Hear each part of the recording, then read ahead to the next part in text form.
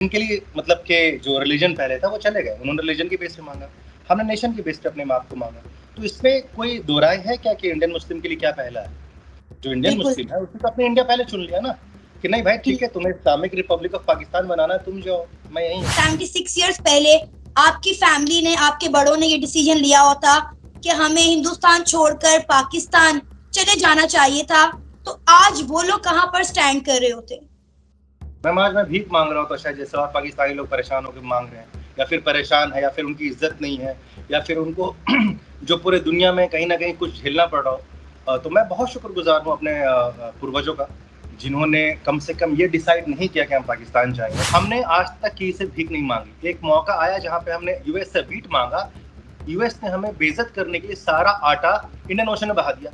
हमने green revolution लाया। आज इंडिया दुनिया का सबसे बड़ा राइस एक्सपोर्टर है, व्हीट एक्सपोर्टर है। हमारे यहाँ व्हाइट रेवोल्यूशन आया, दुनिया का सबसे बड़ा मिल्क एक्सपोर्टर है। आप फोकस जहाँ पे करते हो मैम वहीं पे तरक्की आपको मिलती है। आपने न्यूक्लियर बॉम्ब पे फोकस किया, 165 आपके पास है, हमारे पास आपसे कम है, क्योंकि आपने फोकस क्या मारना है, तो चलो ठीक है कर लो। आप ये चीजों पे करोगे, दहशतगर्दी पे, बॉम्ब बनाने पे, या फिर किसी और चीजों में, आपके हाल बुरे होंगे, ठीक है। लेकिन हमने हर जगह किया मैम, हमने बॉलीवुड भी बढ़ाया, हमने साइंस भी बढ़ाया, हमने लिटरेचर भी बढ़ाया। अस्सलाम वालेकुम, नमस्ते, सत श्री अकाल, मैं हूँ सनामजद। सबसे पहले मेरे देखने वाले तमाम व्यूअर्स को हैप्पी इंडिपेंडेंस डे। कल मैंने 14 अगस्त सेलिब्रेट की थी और आज मैं 15 अगस्त मना रही हूँ। और आज 15 अगस्त के हवाले से डिस्कशन करने के लिए हमारे साथ हमें ज्वाइन किया है भारत से एक इंडियन मुस्लिम ने, जिनका नाम है मोहम्मद तारिक। अस्सलाम वालेकुम, नमस्ते, कैसे हैं मोहम्मद तारिक आप? वालेकुम सलाम मैम, नमस्ते, बहुत अच्छा हूँ मैम। आप बताएं, आपको भी आज़ादी मुबारक हो। आपकी कल थी, हमारी आज है, तो तहे दिल से आपको मुबारकबाद है। खैर मुबारक, आपको भी बहुत बहुत happy independence day.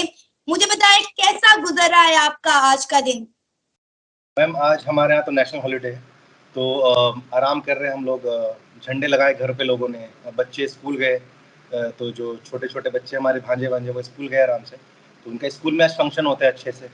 So that's how we celebrate our independence day. और अभी मैं बाहर निकलूंगा ऑफ कोर्स, मेरे प्लानिंग है दोस्तों के साथ जाने की बाहर, तो भी मैं निकलूंगा बाहर देखने के लिए। अच्छा तारिक, सबसे पहले मैं आपसे एक सवाल करना चाहूंगी। आप इंडियन मुस्लिम हैं और आज एक बहुत बड़ा दिन है, आजादी का दिन है। 76 इयर्स हो गए हैं हिंदुस्तान को आजाद हुए, हमें जो गुलामी की जिंदगी से निजात दिलाए।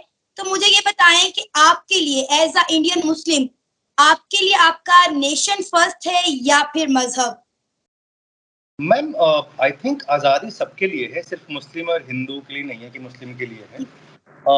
जैसा मैंने पहले भी कहा आपके प्रोग्राम में कि जिनके लिए नेशन पहले था, जिनके लिए मतलब कि जो रिलीजन पहले था वो चले गए, उन्होंने रिलीजन के बेस पे माँगा, हमने नेशन के बेस पे अपने माँ को माँगा। तो इसमें कोई दो राय है क्या कि इंडियन मुस्लिम के लिए क्या पहला है? जो इंडियन बिल्कुल। मुस्लिम है उसने तो अपने इंडिया पहले चुन लिया ना, कि नहीं भाई ठीक है तुम्हें इस्लामिक रिपब्लिक ऑफ पाकिस्तान बनाना है तुम जाओ, मैं यहीं हूँ, ठीक है। सो जैसा मैं हमेशा कहता हूँ कि हिंदुस्तान हमें आज़ादी दोनों चीज़ की देता है, कि आप अपने मज़हब को भी आराम से एंजॉय करें, और बीइंग इंडियन आपकी आइडेंटिटी है ही है। सो इन पब्लिक फोरम जो हमारी आइडेंटिटी है वो एज एन इंडियन हमेशा रहती है। इन प्राइवेट स्पेस जो आप है कि आप नमाज पढ़ रहे हो या पूजा कर रहे हो, यू कैन बी हिंदू और मुस्लिम। तो हमारे यहाँ ये है, हमारे यहाँ कोई ये प्रॉब्लम नहीं आती है कि मैं पाकिस्तानी हूँ तो मैं मुस्लिम हूँ, या फिर मैं इंडियन हूँ तो मैं हिंदू हूँ, नहीं। हम इंडियन है तो इंडियन है, पाकिस्तानी कैन बी मुस्लिम और whatever that is your country rule. हमारे यहाँ इस्लामिक रिपब्लिक या हिंदू रिपब्लिक नहीं है, हमारे यहाँ इंडियन डेमोक्रेटिक रिपब्लिक है। सो चले प्लीज तारिक, अंडरस्टैंड कि वी आर। आपने ये तो बता दिया कि हिंदुस्तान में रहने वाले तमाम लोग, तमाम मजाहिब के लोग आजाद और खुद मुख्तार जिंदगी गुजार रहे हैं। तो आपको अकॉर्डिंगली आपको क्या लगता है कि पाकिस्तान आजाद होने के बाद भी क्या एक आजाद मुल्क है या नहीं? क्योंकि पाकिस्तानियों को ये नहीं लगता कि वो एक आजाद मुमलिकत से ताल्लुक रखते हैं। मैम देखिए, आज़ादी के मतलब को समझना सबसे डिफिकल्ट चीज़ है। आज़ादी कई लोगों के लिए कई मायने में होती है। जब हिंदुस्तान भी आज़ाद हुआ तो आज़ादी का मायने हर एक ग्रुप के लिए, मैं समझा रहा हूँ 2 मिनट टेक करके, कई लोगों के लिए अलग था। जो डेली वर्कर थे उनको लगा शायद कि गुलामी से आज़ादी मिलेगी, जो ज़मींदारी सिस्टम है। जो दलित थे उनको लगा कि शायद जो मेरे ऊपर एट्रोसिटीज़ होती है, जो नीच लोग मुझे मानते हैं, उससे आज़ादी मिलेगी। कई जो लोग थे नेता लोग, उनको लगा कि अंग्रेज़ों से आज़ादी मिलेगी। तो ऐसे करके अगर आप पाकिस्तान की देखेंगे तो पाकिस्तान को लगा शायद कि मैं अलग मुल्क बना लूँगा, तो मुझे आज़ादी मिल जाएगी शायद हिंदुओं से या फिर शायद अंग्रेज़ों से। लेकिन अगर मैं कोई बुराई पाकिस्तान की नहीं कर रहा, मैं बस फैक्ट बता रहा हूँ कि क्या आप आज़ाद हो ये देखो पहले आप। आप चाइना के कंट्रोल में हो, आप वर्ल्ड बैंक के पूरे डेट में हो, तो are you actually in control? आपको अपनी ज़मीन देनी पड़ रही है चाइना को। आप अपनी ज़मीन यूएस को दे रहे हो या फिर किसी और को दे रहे हो फाइट करने के लिए, या फिर किसी से लोन ले रहे हो अपनी कंट्री चलाने के लिए, या फिर आप आर्मी के कंट्रोल में हो। तो आप अपने मायने समझो कि क्या आपके लिए आज़ादी है? अगर ये है तो बेहतर, आपको आज़ादी मुबारक हो, लेकिन मेरे मायने में शायद ये आज़ादी नहीं है। जहाँ पे एक दिमाग अगर डरा हुआ है, तो वो आज़ादी मेरे लिए तो नहीं है। तो आपको पाकिस्तानी को या फिर जो भी हैं, उनको खुद समझना पड़ेगा कि आप आज़ाद हो या नहीं। तारिक, मेरी वीडियो के नीचे पाकिस्तानी के साथ-साथ इंडियन बहुत ज़्यादा कमेंट करते हैं, खासकर इंडियन की जानिब से जो एक कमेंट देखने को मिल रहा है वो ये है कि आज यानी कि 14 अगस्त को पाकिस्तान का इंडिपेंडेंस डे नहीं है बल्कि पाकिस्तान का हैप्पी बर्थडे है। तो पाकिस्तान को हैप्पी बर्थडे विश कर रहे हैं, क्या कहेंगे आप इस पर? Ma'am I don't think so, ये बहुत वाहियात चीज़ है, मैं खुले शब्द में कहता हूँ। क्योंकि सबसे पहले जो मेरे इंडियन जो या फिर कई लोग जो मिसगाइड हो जाते हैं, मैं बताऊँ। पहली बात तो आज़ादी की लड़ाई आपके दादा और हमारे दादा दोनों ने मिलके लड़ी। तो हुँ, ये कहना कि नहीं, क्योंकि उधर के लोगों ने भी लड़ाई लड़ी है ऑब्वियसली, उन्होंने भले एक अलग मुल्क चुना, लेकिन ये शर्त थी कि हम दोनों आज़ादी की लड़ाई साथ में लड़ेंगे। मुस्लिम लीग ने भी साथ दिया और जो भी उधर थे उन्होंने भी साथ दिया हमारे। तो ऐसी बात नहीं है कि आज़ादी नहीं है। आपकी आज़ादी के मायने शायद थे कि हमको रिलीजन आज़ादी अलग मिल जाएगी, लेकिन आज़ाद तो आप खुद बिल्कुल। आप भी हुए हो, ठीक है? आप भी हुँ, अंग्रेज़ से आज़ाद हुए, कौन-सा हमसे आज़ाद हुए? आप अंग्रेज़ से आज़ाद हुए। हाँ, आप ये कह सकते हो कि नेशन जो बना है, आप जब पैदा हुए, बेशक उस दिन पैदा हुए, आप कह सकते हो। बट ये सबसे पहले एक्सेप्ट करना चाहिए कि नहीं, हम दोनों के पूर्वज ने साथ में लड़ाई की। बिल्कुल। पहले एक्सेप्ट करना चाहिए, क्योंकि आप अगर चीज़ों को सही करने जाओगे तो पहला वो एक पहलू है जो आपको टच करना पड़ेगा कि आपके दादा हों, चाहे मेरे दादा हों, परदादा हों, सबने लड़ाई लड़ी इसके लिए, दोनों की आज़ादी की। So let's congratulate each other, let's be very frank on this. So आपको भी आज़ादी मुबारक हो। मैं इस बात के नोशन से जी, नहीं करता हूँ, वो ट्रोलर हैं, सारे कहेंगे, और आपकी तरफ से भी ऐसे ट्रोलिंग बहुत सारे मैंने देखे हैं, सो उसको इग्नोर कीजिए, मैं उन चीज़ों को नहीं देखता। सही। अच्छा तारिक, मुझे बताएँ कि 76 इयर्स हो गए हैं। एज़ अ इंडियन मुस्लिम आज आप इंडिया को कहाँ पर देख रहे हैं और पाकिस्तान को कहाँ पर देख रहे हैं? और अगर उस टाइम 76 इयर्स पहले आपकी फैमिली ने, आपके बड़ों ने ये डिसीजन लिया होता कि हमें हिंदुस्तान छोड़कर पाकिस्तान चले जाना चाहिए था, तो आज वो लोग कहाँ पर स्टैंड कर रहे होते? मैम आज मैं भीख मांग रहा हूँ तो शायद जैसे और पाकिस्तानी लोग परेशान होकर मांग रहे हैं, या फिर परेशान है, या फिर उनकी इज्जत नहीं है, या फिर उनको जो पूरे दुनिया में कहीं ना कहीं कुछ झेलना पड़ रहा हो। तो मैं बहुत शुक्रगुजार हूँ अपने पूर्वजों का, जिन्होंने कम से कम ये डिसाइड नहीं किया कि हम पाकिस्तान जाएंगे। उन्होंने लगा कि नहीं, हम ऐसे मुल्क में रहेंगे जहाँ पे हर मज़ाहिब के लोग होंगे, हमारे बच्चों को सीखने को कुछ मिलेगा। ऐसे यूनिटी कैसे होती है वो सीखने को मिलेगा। एक मज़ाहिब के नहीं अंदर रह के कई तरह के कल्चर लोग सीखेंगे और वहीं हमारा मुस्तकबिल होगा, वहीं आगे बढ़ेंगे। तो आई एम वेरी हैप्पी। और रही बात आपके दूसरे सवाल की मैम कि आप इंडिया को कहाँ देखते हो, तो मैम आई थिंक ये कंपैरिजन ड्रॉ करना गलत होगा। लेकिन अगर आप कह रहे तो मैं बताता हूँ मैम कि जब इंडिया आज़ाद हुआ तो कई मुल्क जो बड़े-बड़े जो आज हिंदुस्तान के दोस्त बने हुए सो कॉल्ड, चाहे वो अमेरिका हो, रशिया हो, चाहे ब्रिटेन हो, इनको लगा था कि इंडिया कोलैप्स कर जाएगा। हुँ, ठीक है, इसको आज़ादी मिल गई है, लेकिन जो उस समय के लीडर थे, जो हुक्मरान थे हमारे हिंदुस्तान के, उन्होंने ऐसी पॉलिसी बनाई, ऐसे इंस्टीट्यूशंस बनाए कि हमारा इंडिया आज किसी के सामने झुका हुआ नहीं मैम। हमने नैम क्रिएट किया, नॉन अलाइन मूवमेंट के, हम किसी के साथ नहीं रहेंगे, हम बीच का रास्ता लेंगे और दुनिया को रास्ता दिखाया हमने। हमने आईआईटी बनाए, हमने यूपीएससी बनाए, हमने आईआईएम बनाए, जिसने इंजीनियर खड़े किए, मैनेजर खड़े किए, एक रोड बिल्ड किया मैम, ब्यूरोक्रेट्स का। हमने आज तक किसी से भीख नहीं मांगी। एक मौका आया जहाँ पे हमने यूएस से व्हीट मांगा, यूएस ने हमें बेइज्जत करने के लिए सारा आटा इंडियन ओशन में बहा दिया। हमने ग्रीन रेवोल्यूशन हुँ, लाई। आज इंडिया दुनिया का सबसे बड़ा राइस एक्सपोर्टर है, व्हीट एक्सपोर्टर है। हमारे यहाँ व्हाइट रेवोल्यूशन आया, दुनिया का सबसे बड़ा मिल्क एक्सपोर्टर है। मैम तो वी आर ऑन आवरसेल्फ। हमें किसी की जरूरत नहीं है आज की डेट में माशाल्लाह, और हम किसी के ऊपर निर्भर नहीं है। We are the largest producer of generic medicine, जो पूरी दुनिया को दे रहे हैं। ठीक है, हमारे यहाँ पोलियो खत्म हो गया, अब टीबी खत्म होने वाला है। हमने दुनिया का सबसे बड़ा वैक्सीन ड्राइव किया। हमारे पास सबसे ज्यादा स्पेस सैटेलाइट्स भेजे जाते हैं। आपकी सुपराको मेरे ख्याल से हमारे से 8 साल पहले बनी हुई है मैम, बिल्कुल। ठीक है ना? 61 में, हमारा 69 में है। और हम आज दुनिया में चंद्रयान भेज रहे हैं, जो कि कुछ ही हफ्ते दूर है चांद पे पहुंचने का, इंशाल्लाह पहुंच जाएगा। ठीक है, तो आप ट्रोल करो चाहे कुछ करो, इंडिया बहुत आगे निकल चुका है किसी भी चीज़ों में। जो हमारी डिजिटल पेमेंट है वो दुनिया में नंबर 1 है, उसको दुनिया अपना रही है। हमारी करेंसी आज दुबई में कई वर्ल्ड बेसिक्स में एक्सेप्ट किए जा रहे हैं, आपकी नहीं की जा रही है। सो आप देखो मैम कि इंडिया कहाँ पहुंचा टेक्नोलॉजी से। हमारे दुनिया के जितने बड़े-बड़े कंपनी चाहे वो माइक्रोसॉफ्ट है, गूगल है, एडोब है, अमेज़न है, सारे के सारे सीईओ इंडियंस हैं। हमने दुनिया को उस समय लीडर दिया जब यूएस के पास आज भी नहीं, हमारे पास इंदिरा गांधी 50 साल पहले थी मैम, और हमारी दूसरी प्रेसिडेंट है, और एक बार जो है आपकी डिफेंस मिनिस्टर है चूंकि महिला, ये किसी और मुल्क को हासिल नहीं है। तो ये जो कंट्री हमें आप दिखाते हैं या फिर जो आप लोग बात करते हो कि इंडिया तो यहाँ है मैम, आप सोचो एक मुल्क इतने सारे रिलीजन को लेकर के, इतने कास्ट को लेकर के, इतने लैंग्वेज को लेकर के, इतने रीजन को लेकर के आगे बढ़ रहा है मैम। उसके पास मुसीबत है, राइट्स है, दंगे हैं, तरह तरह की सोच है, एक्सेप्टेंस ऑन अग्रीमेंट नहीं है। उसके बाद भी अगर दुनिया का टॉप 5 इकोनॉमी है ना मैम, तो ये कैन नॉट से कि इंडिया डेवलप कंट्री नहीं है या इंडिया आगे नहीं बढ़ा है। और आप देखो बगल में आप थे जिसने एक मुल्क बनाया अपने लिए, कौम के लिए, वो कहाँ रह गए? तो आप कंपैरिजन ड्रॉ करो, इसमें बोलने की जरूरत नहीं है मैम हमारे पास, तो पिक्चर तो तारिक, सामने है। इसीलिए तो आज पूरी दुनिया इंडिया की रिस्पेक्ट कर रही है। आपने देखा 14 अगस्त की रात को दुबई में क्या हुआ। बुर्ज खलीफा पर यूएई ने पाकिस्तान का झंडा डिस्प्ले करने से मना कर दिया। बहुत बड़ी तादाद में वहां पर पाकिस्तानी मौजूद थे और वो एक्साइटेड थे, वेट कर रहे थे कि जैसे ही 12 बजेंगे बुर्ज खलीफा को पाकिस्तान के झंडे के रंगों से रोशन किया जाएगा, मगर ऐसा नहीं हुआ। वहां पे मौजूद पाकिस्तानी चीख चीख कर ये कह रहे थे कि ये हमारी औकात रह गई है कि बुर्ज खलीफा ने आज हमारा झंडा जो है यूएई ने बुर्ज खलीफा पर लगाने से मना कर दिया है। और उसके बरक्स अगर देखें, जैसे ही 15 अगस्त आई, वहां पर इंडियन सॉन्ग्स भी लगाए गए।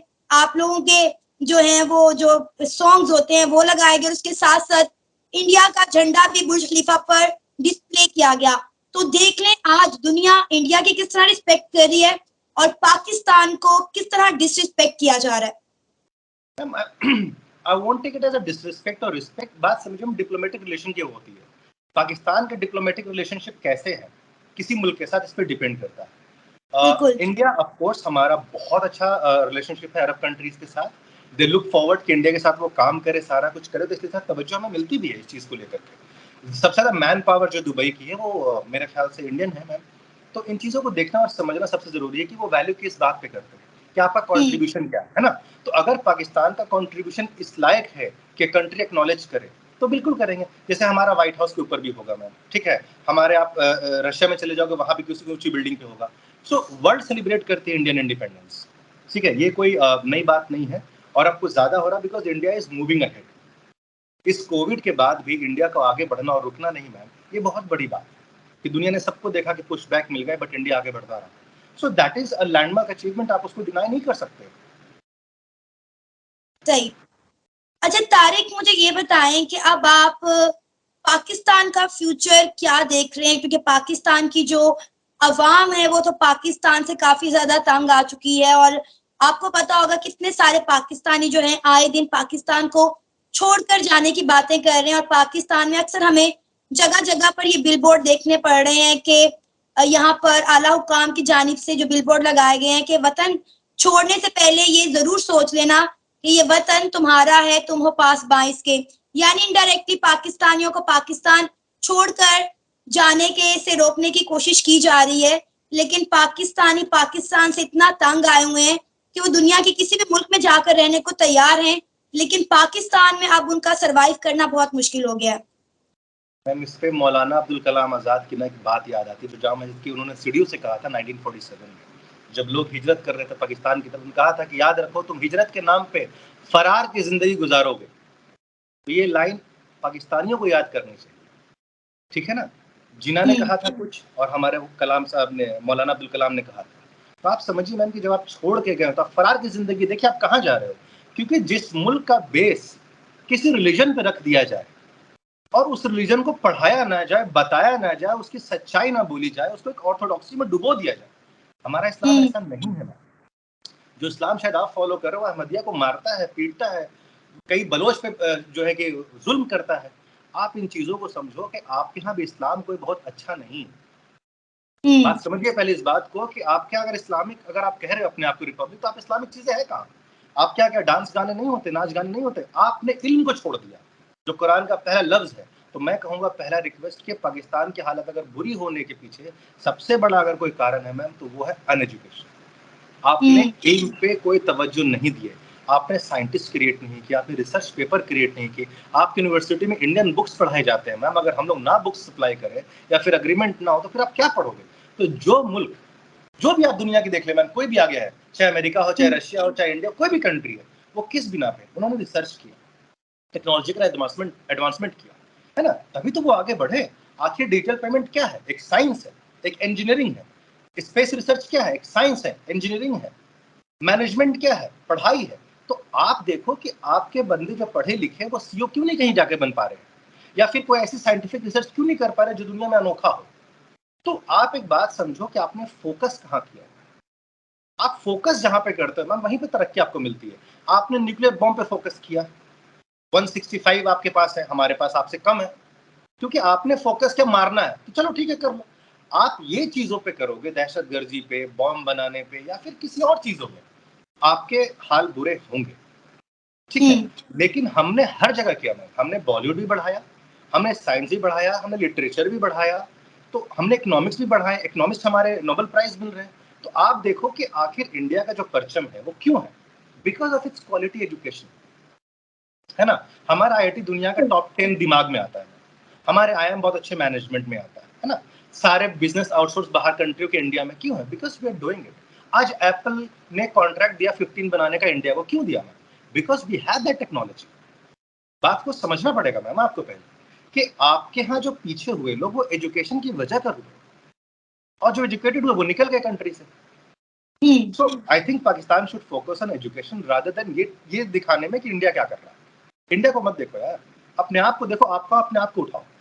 कोई फायदा नहीं होगा इंडिया की टांग खींचने में, ठीक है ना। We are a balloon with gas, जितना खींचोगे हम उठेंगे, आपको धागे लंबी करनी पड़ेगी, हम वहीं रहेंगे। सो प्लीज अंडरस्टैंड कि इन चीजों को सबसे पहले पाकिस्तानी गवर्नमेंट को इन चीजों से किनारा करके अपने बंदों पे फोकस करना चाहिए कि आप एजुकेट हो जाओ, आप अच्छा करो। ये बात मैं 100% एग्री करती हूँ कि पाकिस्तान में एजुकेशन का जो निज़ाम है वो बहुत सीधा हो गया है। हम अपने किसी सेक्टर पर जो है काम नहीं करते, खासकर एजुकेशन सेक्टर पर तो हम बिल्कुल भी ध्यान नहीं देते। और इंडिया एजुकेशन सिस्टम में आज कहाँ एग्जिस्ट कर रहा है ये पूरी दुनिया जानती है। लेकिन जब भी हम इंडिया की किसी कामयाबी पर पाकिस्तानियों से बात करने की कोशिश करते हैं तो पहली बात यही कहते हैं, जी वहां पर रहने वाले मुसलमान कैसी जिंदगी गुजार रहे हैं आपको अंदाजा ही नहीं है, तो ऐसा मुल्क क्या तरक्की करेगा। तो आज जरा उन तमाम मुसलमानों को बताइए कि वहां पर रहने वाले मुसलमानों को कितनी आजादी हासिल है एजुकेशन के निजाम में, आईटी के निजाम में, साइंस और टेक्नोलॉजी में। इंडिया तो हर सेक्टर में ग्रो कर रहा है। तो इंडिया की तरक्की के साथ इंडियन मुस्लिम कितना ग्रो कर रहे हैं, जरा आज सबको बताइएगा। मैम देखिए, मैंने आपके वीडियोस देखे हैं, जो वहाँ के चचा होते हैं उनकी दिक्कत ये होती है कि इंडिया में गाय खाने को नहीं मिलता है। हाँ, तो मैं ये उनसे बात है। पूछता हूँ कि सऊदी में मिलता है क्या? प्रॉब्लम कहाँ है मैम, कि जब आप इस्लाम को ना एक चीजों से बांध देते हैं और उसी को एक मुकाम बना लेते हैं कि नहीं यही है। गाय खाना इस्लाम में एक जायज चीज है, ठीक है ना, कंपलसरी नहीं है, मतलब फर्ज नहीं है कि नहीं खाओगे तो मुसलमान नहीं रहो। हमारे कंट्री में जो गाय है वो एक इकोनॉमिकल वाइबल एनिमल है, मतलब कि उसके फायदे बहुत है, इसलिए उसको मारना मना है। इस तरीके से वाइल्ड लाइफ एनिमल को ही मारना मना है, लेकिन आपका ध्यान कहाँ जा रहा है? गाय के ऊपर। हमारे यहाँ मारना तो शेर को ही मना है, हिरन को ही मारना मना है ना। तो आपको समझना पड़ेगा कि सिर्फ गाय नहीं है, कई सारे जानवर है जिसको मारना हमारे यहाँ मना है, लेकिन आपको गाय इसलिए दिख रहा है बिकॉज आपको मजा आ रहा है वो बोलने में। पहली बात तो एक ही। दूसरी बात, जो आजादी मेरे किसी हिंदू दोस्त को है, जो सिख दोस्त को, वो मुझे भी है। और रही बात जो उनके हालात बोलने वाली, वो बेशक वो राइट्स की बात कर रहे हैं, तो आप मुझे बताओ कि क्या आपके यहाँ राइट्स नहीं होते? अभी कुछ दिन पहले आपके यहाँ धमाका हो गया, बिल्कुल, वो तो मुस्लिम कंट्री है। अब मैं पूछूं कि आपके यहाँ मुसलमान कैसे रह रहे हैं कि भाई मस्जिद में धमाका हो गया, उड़ गए, मर गए 50 लोग। हादसे होना, क्या यूएस में ब्लैक और व्हाइट की लड़ाई नहीं है? क्या पेरिस का हाल बुरा नहीं हुआ अभी कुछ दिन पहले? वहां कौन सा मुसलमान हिंदू हो रहा है? या यूके में नहीं हुआ? प्रॉब्लम ये समझना पड़ेगा आपको पहले कि जहां 4 लोग रहते हैं वहाँ मसाइल होंगे। एक घर में भाई-भाई के बीच में लड़ाई होती है। ये तो मुल्क है जहाँ पे 140 करोड़ की आबादी है, इतनी ज़्यादा। ये होंगे, लेकिन हमारे यहाँ सिस्टम है जो उसको ठीक करने की आपको राइट्स देता है कि आप कोर्ट जाओ, कंप्लेन करो, केस हो, सारा कुछ होता है हमारे यहाँ, ठीक है? इन चीज़ों को पहले उन चचा को, जो उन लोगों को आप समझाएँ कि उनका है वो सिस्टम। जो हमारा जस्टिस सिस्टम है वो है। आप क्या नहीं है जहाँ पे मेजॉरिटी में जाकर के किसी एक लड़की को, नाबालिग को शादी हिंदू कर लेते हैं और कोर्ट कहता है कि जाओ, तुम इसकी बीवी हो। हमारे यहाँ हादिया केस हुआ मैम, वो लड़की हिंदू थी, मुसलमान बनी, लोगों ने कई इल्जाम लगाए उस लड़के के ऊपर, सुप्रीम कोर्ट ने कहा this girl is going with her husband, she has all the right to marry. अब बताइए, वो हक की लड़ी, पूरी दुनिया गई थी, उसकी जीत गई। तो ये जस्टिस सिस्टम आपको देखना पड़ेगा मैम कि आप क्या कह रहे हो, बात समझ रहे हैं? हमारे यहाँ हर धर्म की इज्जत होती है, हम कभी किसी को कुछ नहीं कहते। आपके यहाँ बुद्ध की मूर्ति निकलती है, आप तोड़ देते हो फतवा लगवा करके मौलवी साहब से कि ये बुत परस्ती मना है, आपने अपने टूरिज्म को झटका दे दिया। तो बात समझने, ये एजुकेशन की कमी तो है ना मैम। बिल्कुल। मैं जिस जगह से बिलोंग करता हूँ मैम, उसको लैंड ऑफ बुद्धा कहा जाता है। अगर मेरे जमीन में कोई बुद्ध की मूर्ति निकल जाती है तो मैं उसको गवर्नमेंट को दे दूंगा कि लो भाई, उससे टूरिज्म आता है, कोई पुरानी चीज अगर निकल गई तो। यही तो प्रॉब्लम है ना मैम, यही प्रॉब्लम आपको समझनी पड़ेगी कि एजुकेशन की प्रॉब्लम से होता क्या है। तो आप उनसे कहें कि हमारे यहाँ जो कंट्री में मुस्लिम है मैम, हमने अपना मुस्तकबिल चुन लिया है, उनको हमारी चिंता करने की जरूरत है, बिकॉज हम बिल्कुल भी फिक्र नहीं करते आपकी। आपने चुन लिया, आप चले गए, बात खत्म, वहीं हो गई 1947 में। हमें अगर आप कहेंगे कि आप आपके मसले में हम हेल्प करें, हम हेल्प करने तैयार हैं, बशर्ते आप हमारे साथ कोऑपरेट करें। आप चाइना का साथ मत दो, हम आपको कोऑपरेट करेंगे मैम। आप बताओ, सरकार से आप अच्छे रिश्ते बनाओ, आप बात करो कि हमारे बच्चों को अपनी यूनिवर्सिटी में दो, डीयू में आए, वो जेएनयू में आए, जामिया में आए, अलीगढ़ में आए, बनारस हिंदू यूनिवर्सिटी में आए, सब जगह पढ़ने को मौका मिलेगा। पॉइंट ये है मैम कि आपको रिश्ते बनाने पड़ेंगे। आज अरब के लोग आके इंडिया में पढ़ रहे हैं, कजाकिस्तान के लोग आके हमारे यूनिवर्सिटी में पढ़ते हैं मैम। कैसे पढ़ते हैं? क्योंकि उनका रिलेशनशिप है। अफगानिस्तान के मुसलमान कंट्री नहीं है, वहां के बंदे आके पढ़ते हैं मैम यहाँ। आपके साथ ऐसा क्या है कि जो साथ में थे और अब नहीं है? तो मैम आई थिंक इंट्रोस्पेक्ट तो फिर आपको खुद करना पड़ेगा कि अगर इंडिया किसी और मुस्लिम कंट्री को पढ़ने की इजाजत यहाँ दे रहा है बच्चों को, तो पाकिस्तान को क्यों नहीं दे रहा है? जबकि हम तो दोनों साथ में थे। तो ये सोचने की जरूरत किसको है? सही है ना? तारीख एंड पे वो लोग जो आपको देख रहे हैं इंडिया से, पाकिस्तान से या फिर दूसरे ममालिक से, तो आजादी के इस मौके पर आप उन सबको क्या पैगाम देना चाहेंगे?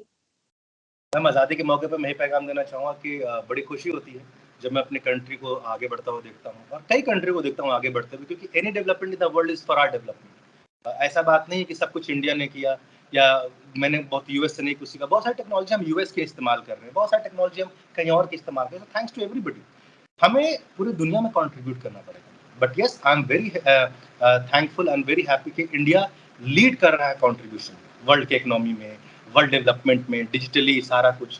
तो मुझे बहुत खुशी होती है, और मैं चाहता हूँ कि हमारे जितने भी आसपास के लोग हैं वो भी खुश रहें, वो बेहतर करें।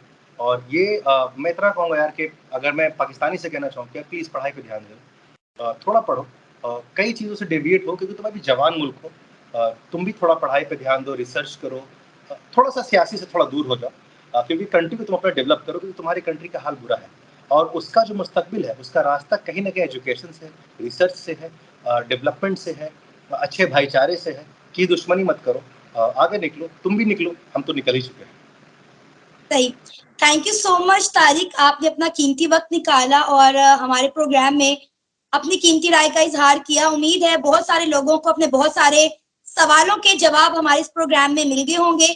इसी के साथ हमें इजाजत दें, और जाने से पहले हमारे चैनल को सब्सक्राइब करें, वीडियो को लाइक करें और शेयर करें। अल्लाह हाफिज।